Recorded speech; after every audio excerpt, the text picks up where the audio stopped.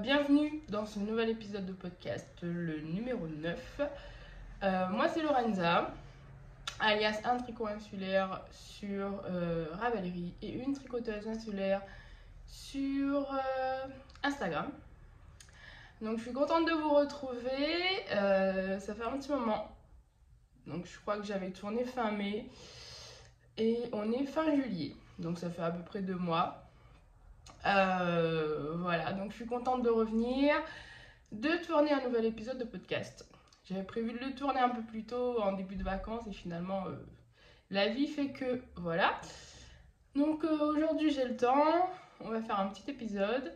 J'ai 2 objets finis, donc ce qui est pas mal quand même, ça faisait longtemps que j'avais pas fini grand chose. Et on y va, on commence. Alors, on va commencer avec ce petit gilet que je porte. Donc, que vous avez déjà vu, parce que je l'avais testé pour Marianne, j'en avais parlé. C'est le gilet Pecoms. Je vous mettrai une petite photo du gilet. Donc, voilà, j'aime beaucoup. Donc, nous, on est en métropole, il fait chaud. À La Réunion, il fait froid. Donc, on est dans l'hiver austral. On a des jours où ça va, où on a un peu l'impression d'être un peu en été quand même.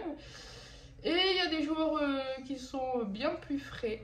Donc aujourd'hui il fait quand même assez frais. Après j'habite dans les hauteurs, donc ça aide aussi à sortir ses tricots. Si j'habitais sur le littoral ce serait autre chose, mais là je suis dans les hauts, il y a un peu de vent, il fait un peu frais, donc voilà. Je ressors les chaussettes, je sors les pulls et les gilets.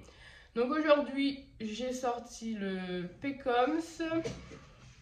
Je vous le montre. Donc voilà. Un gilet avec un pan de mailles croisées. Et de points texturés. Alors le point texturé, il y en a partout. Sur les manches, sur le corps, dans les mailles croisées, etc. Moi j'aime beaucoup ce gilet. Je l'aime beaucoup. Tricoté en DK de Dererum Natura, c'est la Pénélope, si je dis pas de bêtises, qui est très douce, qui ne gratte pas, etc. Je crois que c'était du mérino avec un petit peu de soie de mûrier, si je dis pas de bêtises. De toute façon, si j'ai dit des bêtises, je rectifierai juste en dessous ici. Donc voilà. Petit gilet Pecoms de Marianne Minier-Marguenet, que j'avais testé l'année dernière, je crois. Oui, l'année dernière. Voilà. Donc on commence avec les projets finis. Il y en a 2, je vous l'ai dit. Donc la dernière fois, j'étais j'avais bien avancé sur le top Emma. Donc lui, c'est le premier objet fini. Donc il est lavé, bloqué, etc. Le top Emma de Marianne Munier aussi, Marguenet, je vous mets une petite photo du modèle ici. Je l'ai tricoté avec de la laine de chez Arco Iris Yarn, base Naboo, donc c'est du mérino et du bambou, je crois, si je dis pas de bêtises, et coloris Red Bas, donc c'est un peu un corail saumon, je sais pas trop. Donc voilà le top fini, bloqué. Alors j'aime trop parce que déjà définition du point impeccable, enfin ça s'est super bien lissé au blocage. Ensuite là vous voyez ça brille un petit peu et c'est d'une souplesse mais c'est hyper fluide en fait, c'est vraiment un top d'été. C'est vraiment... Alors, je l'ai déjà porté une fois. Je vous mettrai une photo portée ici. Parce que j'ai fait les photos portées aussi. Mais impeccable. Alors, moi, je l'ai fait avec moins d'aisance que ce qui est recommandé dans le patron. Parce que dans le patron, quand même, Marianne, elle demande... je crois 5 ou 10 cm d'aisance. Alors moi je l'ai fait sans aisance. Donc pour je crois, moi je fais une taille 105 et je l'ai fait taille 109, donc 4 cm d'aisance, alors que normalement, ouais, je crois que c'est au moins 10 cm d'aisance, si je dis pas de bêtises. Et du coup, voilà, moi j'adore. Il est, du coup, il est pas loose, mais c'était le but aussi. J'aime beaucoup, j'adore le rendu et je pense que la laine y est pour beaucoup aussi parce que ça fait hyper fluide, ça fait vraiment top d'été. Et j'adore. J'adore. Donc voilà. Donc pour rappel, on tricote. On commence par le haut. Donc on ne fait pas les côtes tout de suite, on commence par le haut. On fait d'abord les manches, le dos, etc. On augmente au fur et à mesure l'encolure. Et ensuite on monte des mailles, on rejoint le devant et après on tricote en rond. Jusqu'à arriver ici, je crois. Et ensuite, il va falloir tricoter ici et tricoter le dos. Ensuite, on rejoint et on tricote en rond jusqu'en bas. Et une fois fini, on remonte les mailles pour faire l'encolure. On remonte les mailles des manches, mais juste pour faire les côtes. Et c'est tout. Donc voilà. Donc moi, team 14 toujours. Hein. Cette petite dentelle qui peut avoir l'air difficile ne l'est pas du tout parce que c'est des jetés et des mailles ensemble. Donc voilà. Après, ce qui peut surprendre, petit clin d'œil à Mani, les Padema, c'est que on a des diminutions sur l'envers. Donc ça peut-être un peu surprendre, mais on regarde un tuto et ça passe très bien. Donc voilà le petit top Emma de Marianne Munier. Cette couleur, j'avais peur de pas trop l'assumer, mais finalement quand je l'ai essayé, quand je l'ai mis et quand j'ai fait les photos, etc., je me suis dit oh non, en fait ça va bien en fait. C'est pas trop, c'est pas si flashy que ça, c'est pas si... Enfin, ça passe. Voilà, on va dire que ça passe. C'est... Moi, j'avais peur que ça fasse trop... Et finalement, non. Donc, voilà. Donc, moi, je l'ai tricoté en 3,75. Ouais, en 3,75. Je n'ai même pas utilisé 2 écheveaux. Puisqu'il me reste à peu près la moitié du 2e écheveau. Donc c'est la fingering. Et voilà, j'ai utilisé à peu près 1 écheveau et demi. Je l'ai commencé il y a longtemps. Il y a un petit moment quand même. Je crois que je l'avais commencé en avril. Et du coup je l'ai fini en juin. Fin juin. Voilà. Mais parce que j'ai d'autres projets en même temps. Donc ça avance pas beaucoup. Voilà. Donc petit top Emma. Que j'aime beaucoup. Ensuite, 2e projet fini, et celui-là, il a été fini la semaine dernière. Je ne l'ai pas bloqué parce que je ne savais pas trop quand est-ce que j'allais tourner, donc j'attendais de tourner le podcast pour le bloquer ensuite, comme ça je pouvais vous le montrer. Donc, encore du Marianne Munier. En même temps, je n'avais que ça sur mes aiguilles la dernière fois, donc vous allez encore en manger du Marianne Munier. Hein. Donc là, c'est le gilet Nanao. Que j'ai commencé en mars, je crois. Je suis pas très sûre de moi là aujourd'hui. Il y a beaucoup de je crois, si je dis pas de bêtises, etc. Donc, je suis en vacances, mon cerveau l'est aussi. Donc, je disais Nanao de Marianne Munier, petite photo. C'est un gilet qui se tricote du haut vers le bas avec des raglans et un petit panneau de torsade dentelle de chaque côté des pattes de boutonnage. Qu'est-ce que je peux vous dire de plus? Alors, la laine. C'est une laine que j'ai détricotée et ça se voit. Voilà, parce que c'est pas... Il y a des endroits où c'est assez régulier et des endroits pas très réguliers. Donc le blocage devrait arranger tout cela. C'est une laine que j'avais détricotée, c'est de la souris-laine. C'est un mélange de mérino et de cachemire. La laine est quand même un peu épaisse, puisque normalement pour le nanao, c'est une laine sport qu'il faut utiliser. Donc moi, ma laine que j'ai utilisée, elle est catégorisée fingering. Mais finalement, je pense qu'elle fait un peu sport parce que quand j'ai regardé le métrage de Les Chevaux, c'était du 350 grammes, non, 350 mètres pour 100 grammes. Donc, elle fait un peu, enfin, elle est plus épaisse que de la fingering quand même. Donc, ça passait pour un modèle en sport. Donc, commencé en mars, fini en juillet. Toujours pour la même raison, hein, trop d'encours, trop d'éparpillement et pas assez de temps de tricot.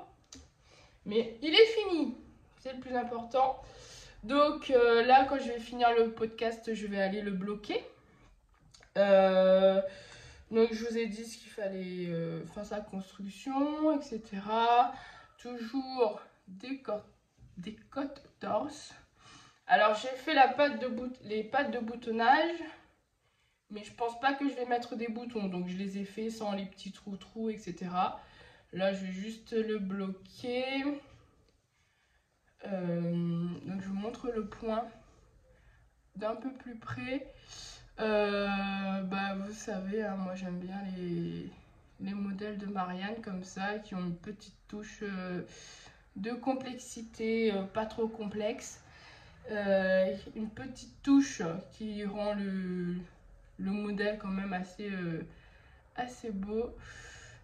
Donc voilà, nanao. Alors j'ai bloqué, je mettrai des photos sur Ravelry et sur Instagram une fois que ce sera bloqué et propre, etc. Fil rentré et tout, parce que moi je rentre les fils après le blocage. Donc voilà, j'aime beaucoup. J'aime beaucoup et en plus la laine elle est hyper douce, donc je me dis ça va être un petit gilet tout réconfort là. Je l'ai fait avec pas beaucoup d'aisance je crois. Toujours dans l'optique de ne pas faire de vêtements trop loose que finalement je ne porte pas parce que ça tombe des épaules, etc. Donc voilà. Tricoter en aiguille 3,5 pour avoir le bon échantillon. Qu'est-ce que je peux vous dire en plus? Je vous ai tout dit, je pense, non? Oui. Donc voilà, j'espère vraiment que une fois bloqué, ça va le point va devenir beaucoup plus régulier parce que là ça fait un peu. Enfin, il y avait je l'ai détricoté la laine, je l'ai remise en écheveau, oui. Je l'ai défrisé en mettant de l'eau et en tirant bien dessus. Mais du coup, il y a des endroits où c'était vraiment bien défrisé et des endroits où pas très bien défrisé. Donc voilà. Normalement, ça devrait se remettre en place au blocage. Je l'espère fortement. Voilà. Donc ce sont mes 2 projets. Et il me reste 3 projets à finir. Donc j'espère fortement que les vacances vont m'aider à finir. Il me reste 2 semaines de vacances. Donc j'espère bien avancer sur mes encours. C'est en bonne voie, on va dire. Mais voilà. Donc j'ai comme en cours, il me reste encore le gilet rose que je vous ai montré la dernière fois. Donc je ne vais pas vous le remontrer parce qu'il n'a pas bougé du tout. Donc c'est un gilet que je teste pour Marianne qui sortira en septembre. Donc j'ai encore un peu le temps. Ça, en sachant que j'avais quand même pas mal avancé avant de le mettre en pause. Il me reste à peu près une dizaine de centimètres pour finir le corps. Et il me reste les 2 manches plus les pattes de boutonnage et d'encolure. Donc ça devrait aller quand même assez vite. Donc je vous le montre pas, je vous le montrerai une fois qu'il sera fini, une fois qu'il sera sorti. C'est un gilet, je vous rappelle, que je tricote avec la The Woolly Skin, coloris en balai. Donc un rose très clair, tout mignon. Et je vous en parlerai plus la prochaine fois peut-être, s'il est fini ou lorsqu'il sera sorti. Voilà. Ensuite, deuxième en cours. Alors c'est mon projet boulet, projet de la honte depuis l'année dernière. Et vous devinez de quoi je parle? De mes chaussettes. Alors je suis quand même contente de moi parce que du coup j'ai pas mal avancé la dernière fois. Quand je vous en ai parlé, j'étais au point ou un petit peu plus avancé, ou j'avais un petit peu avancé. Donc là j'ai fini la tige. Non, pas la tige, j'ai fini le pied. Il me manque le talon en rang raccourci, la tige qui fait à peu près 20 rangs, je crois. Je les avais fait courtes, les tiges, et les cottes, et ce sera fini. Enfin, donc je me suis motivée là pendant les vacances à tricoter. Bon, j'ai fini déjà le nanao, et ensuite je me suis dit, allez, on avance au moins jusqu'au talon. Et après, je le mets en pause. Et en fait, je le fais par section. Donc là, je l'ai tricoté sur une après-midi pour faire les 60 rangs du pied. Et là, je me dis, après, je me cale une après-midi, enfin, 2-3 heures de tricot. 1 ou 2 heures de tricot et je fais le talon. Ensuite, je remets en pause et je le reprends. Je fais la tige et je le mets en pause et je le reprends, je fais les cottes. Ou je fais la tige et les cottes en même temps. Je le fais par petites tranches, voilà, par petites étapes, parce que en fait, je me suis rendu compte qu'en fait j'ai des années où en fait j'alterne une année gros projet et une année chaussettes. Je sais pas, je pense que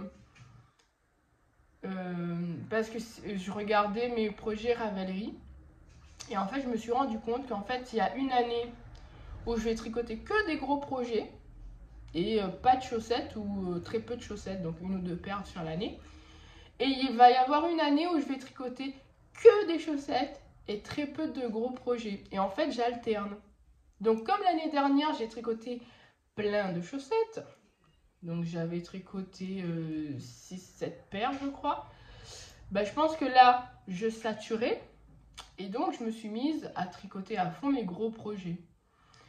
Et du coup, il faut que je trouve le juste milieu entre les chaussettes et les gros projets pour que ça avance régulièrement et que je ne sois pas saoulée au fil des ans de tel ou tel projet. Voilà. Donc, j'espère les finir, je dirais pas avant les vacances parce qu'il me reste 2 semaines, je sais pas trop. Et surtout que là, j'ai envie de finir un gros projet, très très gros projet. J'aimerais le finir rapidement avant la fin de l'hiver. Donc je carbure un peu plus sur celui-là et du coup je laisse de côté les autres. Mais j'aimerais le finir fin août. Je pense que c'est faisable quand même. Il me reste juste les talons et les tiges. Donc c'est largement faisable. Donc je vous montre, oui. Alors les 2 chaussettes ne sont pas pareilles. Pour celles qui arrivent, j'explique pourquoi. Parce que moi je tricote sur des grandes aiguilles. En fait, j'arrive pas à tricoter sur les toutes petites aiguilles. Donc comme je fais du Magic Loop, je tricote 2 chaussettes en même temps. Je me dis c'est beaucoup plus beaucoup plus rapide et ça m'évite d'avoir trop le bout. Enfin, sinon j'ai tout ça de câble en fait à tourner et ça me saoule. Donc je me dis autant faire 2 chaussettes en même temps. Et en fait, j'avais eu la flemme au moment de monter les chaussettes de séparer les écheveaux et les pelotes. Du coup, j'ai pris 2 laines différentes et j'ai commencé 2 paires de chaussettes en même temps. Donc j'avais fini les 2 premières chaussettes. Enfin, oui, les 2 premières chaussettes de chaque. La première chaussette de chaque paire. Je les avais finies. Et bah, il me reste les deuxièmes chaussettes à finir.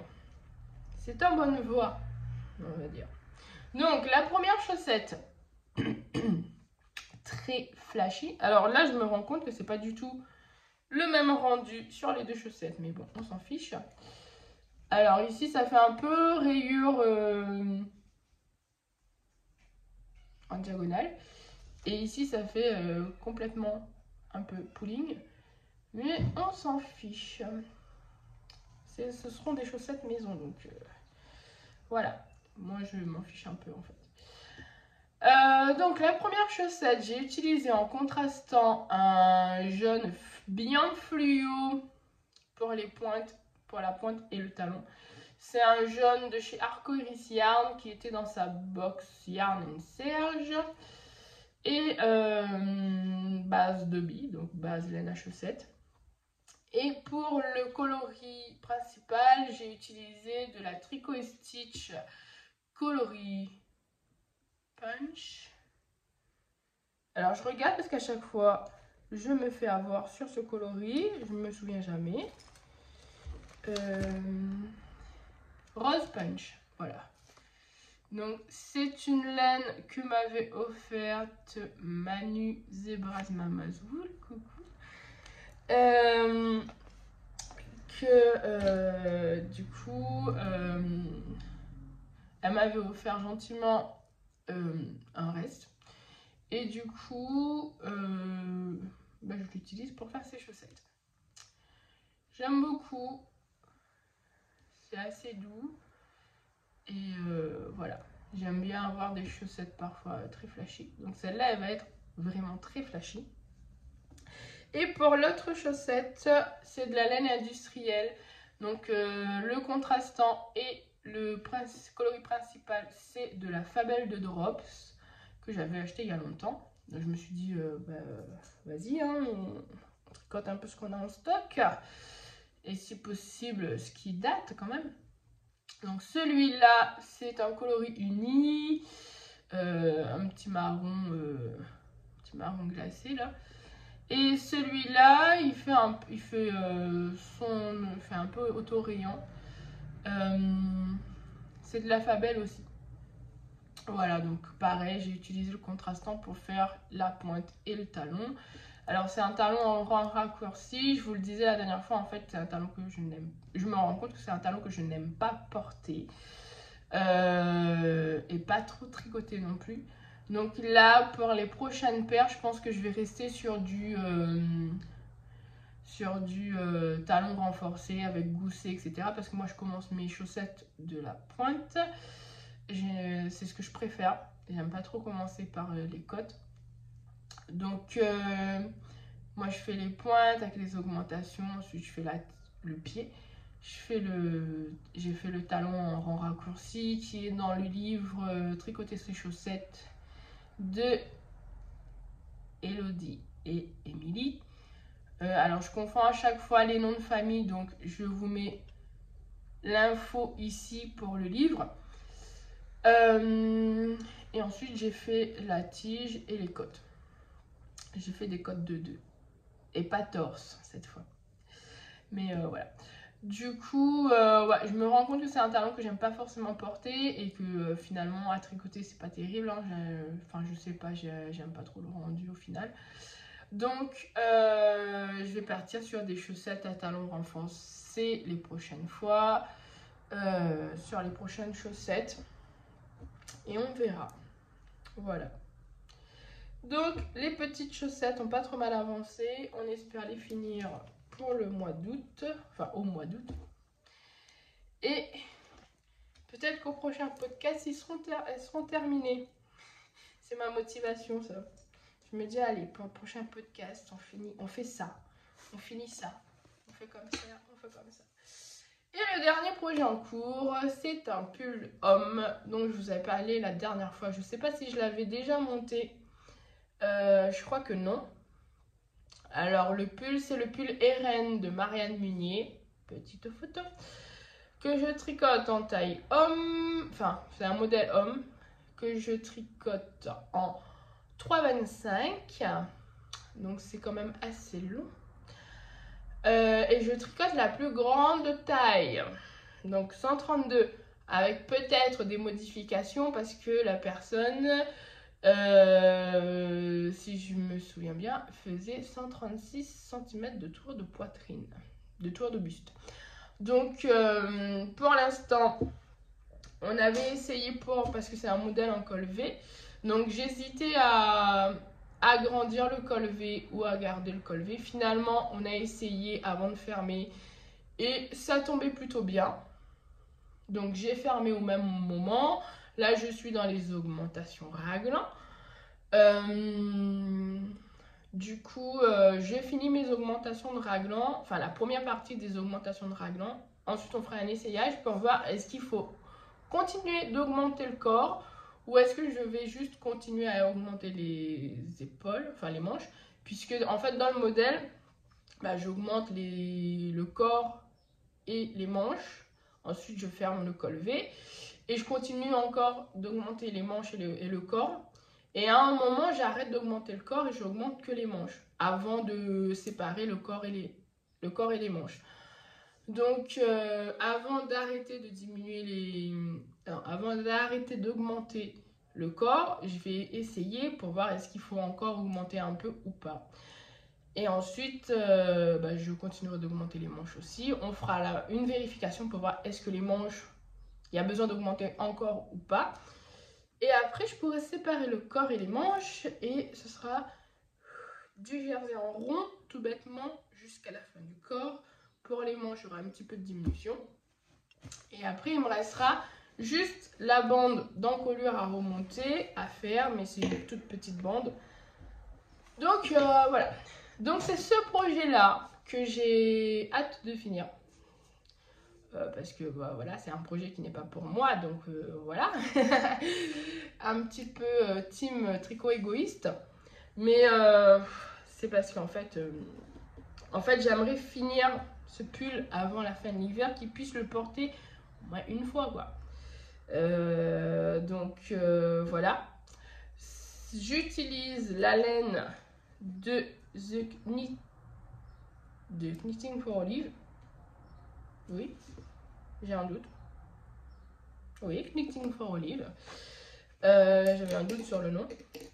Donc de la Knitting for Olive, coloris Dusty Love, qui est ce coloris un peu matchy quand même.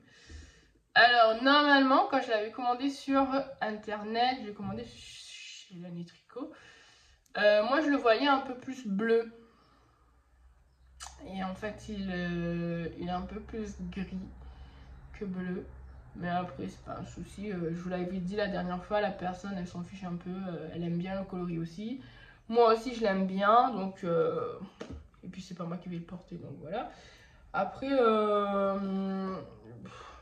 j'aurais peut-être été déçue si c'était complètement une autre couleur. Mais finalement, ça passe. Donc, voilà.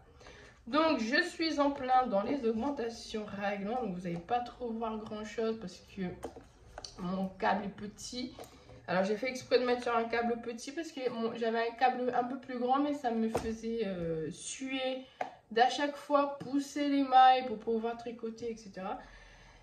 Donc, un câble un peu plus petit, mais vous allez voir quand même que voilà, j'ai pas trop mal avancé. Vous voyez le col V ici. Et là, je tricote, voilà. Je suis à la moitié des augmentations corps et manches. Donc, je tiens le bon bout. Je vais faire comme m'a dit Saïda, là. Coucou Saïda. Je vais mettre un Progress Knipper. Non, un Progress Keeper.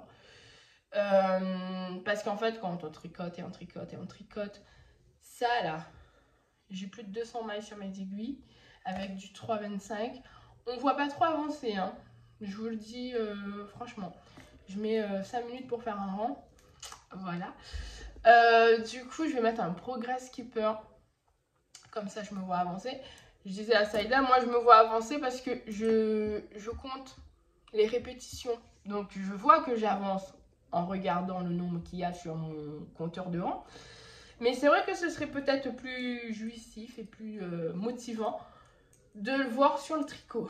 Donc je vais rajouter un progress keeper et comme ça je me verrai avancer quand même un petit peu. Et je pense que ce sera surtout le cas quand je serai sur le bas du corps, quand j'aurai séparé les manches, où là ce sera que du rond en jersey et voilà. Donc là ce sera vraiment motivant parce que je vais pas compter les mailles, enfin je compterai plus les rangs et tout ça. Donc là vraiment le progress keeper il sera très utile pour garder la motivation. Donc voilà, j'ai pas trop mal avancé, je l'ai repris. Je l'avais mis en pause parce que je voulais finir le nanao qui était quand même pas loin d'être fini. Donc je me suis dit, je mets celui-là en pause, je l'avais monté et je l'ai mis en pause. Je me suis dit, je finis le nanao et après je le reprends lui pour ne tricoter que lui. Et avec les chaussettes. Et une fois que j'aurai fini celui-là, je reprendrai le gilet en test et je ne tricoterai que le gilet en test. Et quand j'aurai fini, j'aurai le droit de castonner. Voilà, je me raisonne parce que sinon après, c'est vrai que ça reste un loisir et qu'on prend plaisir à monter, etc. Il ne faut pas se contraindre. Mais en fait, après, je m'éparpille un peu trop. Et je n'avance rien du tout. Donc, je me dis qu'il faudrait... je commence à réfléchir là ces derniers temps, à me dire qu'il faudrait peut-être devenir monoprojet comme mes copines Saïda et Muriel. Comme ça, mon temps tricot, je le passe sur un tricot et ça avance. Et quand je l'ai fini, j'en fais un autre, etc. Ce sera peut-être un peu mieux niveau gestion et niveau gestion de la frustration aussi.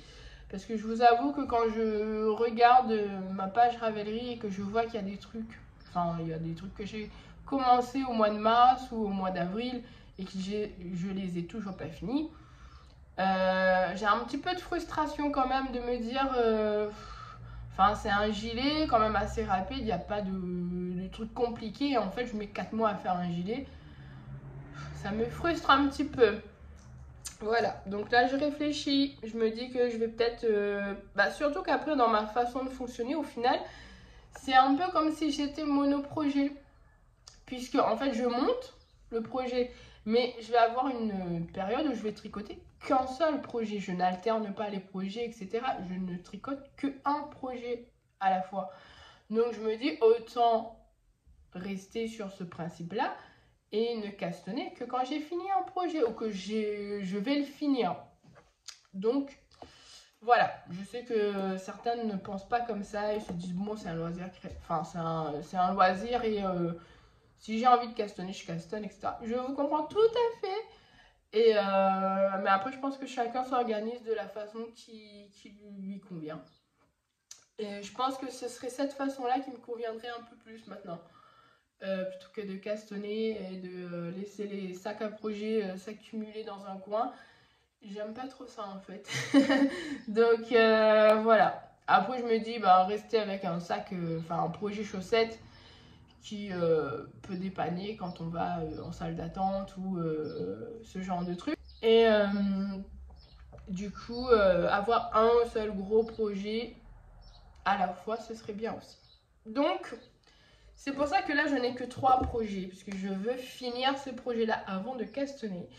Et que surtout, en fait, je change d'avis très souvent sur mes projets à castonner. Donc, celui-là, j'espère que la prochaine fois que je filmerai, j'espère, normalement ça devrait être le cas, j'aurai séparé le corps et les manches, j'aurai très bien avancé. Moi j'aimerais que pour le mois d'août, que le corps soit fini, ce serait bien. Et enchaîner sur les manches, etc. Donc je veux vraiment le finir pour l'hiver, pour cet hiver-là. Donc voilà, que la personne puisse le porter une ou 2 fois et me dire oh merci. Donc voilà, la personne s'impatiente un peu aussi parce que ça fait quand même 2 ans qu'elle me demande un pull. Voilà, j'ai repoussé et là il sait que j'ai monté le pull hein. Donc de temps en temps j'ai ah tu as fini? Comment te dire, 136 cm de poitrine, comment tu veux que j'ai fini en 2 semaines? C'est pas possible. J'ai une vie aussi. Hein. Et j'ai d'autres choses, d'autres passions. Donc, hein, il sera fini quand il sera fini. Donc, voilà. C'est celui-là que j'avance. Et que j'espère finir assez rapidement quand même. Bon, proportionnellement à quantité de travail qu'il y a à faire dessus quand même. Hein. Rapidement, ça ne veut pas dire finir dans 15 jours, mais le finir quand même assez vite pour ce qu'il est. On passe aux projets à venir. Donc dans les projets à venir, vous allez voir que j'ai tout changé. Donc la dernière fois, je vous disais que je voulais faire le top Cadaqués.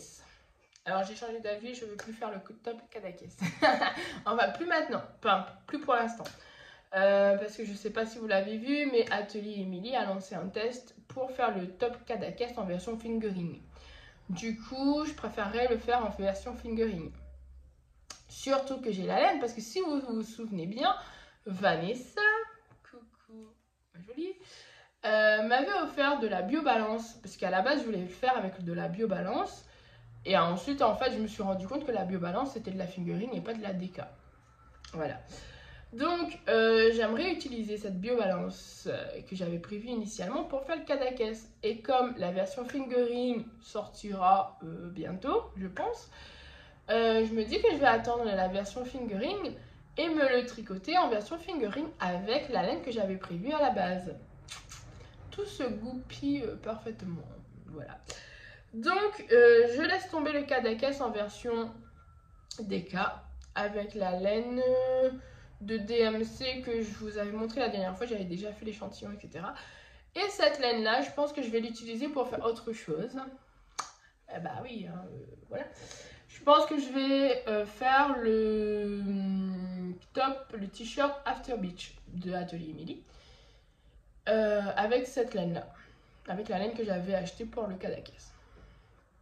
Quand est-ce que je vais le faire? Je sais pas. Parce qu'en fait, il y a 2 autres projets que j'aimerais faire avant. Et du coup, je ferai le Cadaqués plus tard dans l'année, je pense. Donc, les projets que j'aimerais commencer incessamment sous peu, quand j'aurai fini quelque chose. Alors, comme il y en a un, c'est... Enfin, ce sont 2 gros projets, mais il y en a un, c'est un accessoire. Il y en a un, c'est un top. Je pense que quand j'aurai fini les chaussettes... Oui, j'avais dit monoprojet, mais voilà. Quand j'aurai fini les chaussettes, je pense que je vais faire l'accessoire. Je vais le castonner, le tricoter petit à petit. Et si je le finis avant la fin de l'hiver, ce serait bien aussi. Et le top, j'attendrai de finir le pull RN et le gilet en test avant de le monter. Voilà. Je reste quand même un peu sur ma ligne de conduite puisque bah, les chaussettes, ce sont des accessoires. Et je le remplacerai par des accessoires. Au lieu de monter des chaussettes, je vais montrer un châle. Donc le châle, je vous en ai déjà parlé, c'est le Birds of Feather. Non, Birds of a Feather de Andrea Mori, petite photo, que je vais tricoter avec les laines de Manu Éruption de couleur ou les Padema. Qu'on avait eu à Noël. Donc on avait eu du mohair et de la fingering. Donc j'en ai 2 de fingering parce que j'ai demandé à Manu un autre éjou de fingering. Et j'en ai un de mohair et je vais faire du coup ce châle là qui mêle des sections de fingering et de mohair. Donc, quand j'aurai fini mes chaussettes, je le commencerai. Je les tricoterai petit à petit.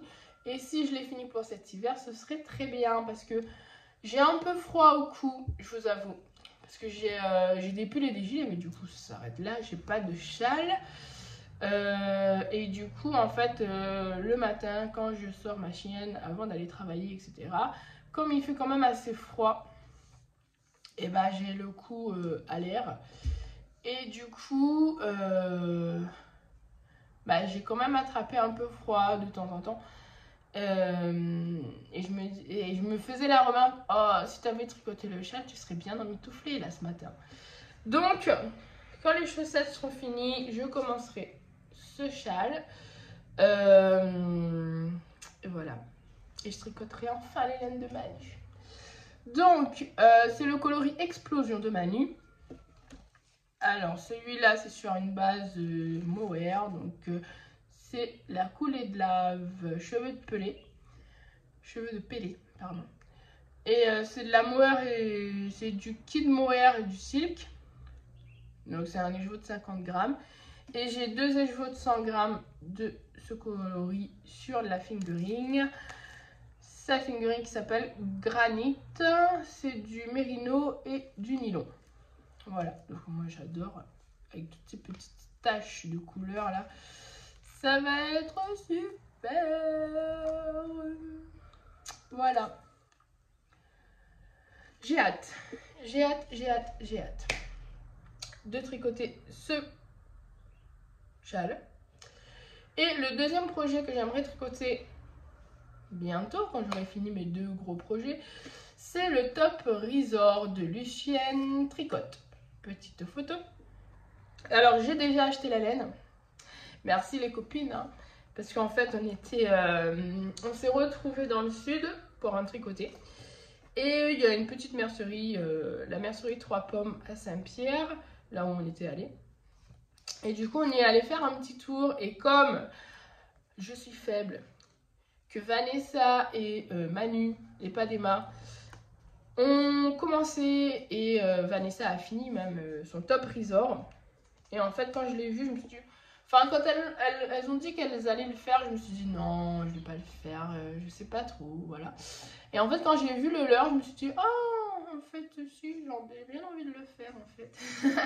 Et il y a aussi Manu, Maison Liciole, qui en a fait un et qui est en train de faire son deuxième. Donc, je me dis, si elle en fait deux, le deuxième, c'est que ça doit être quand même assez bien tricoté.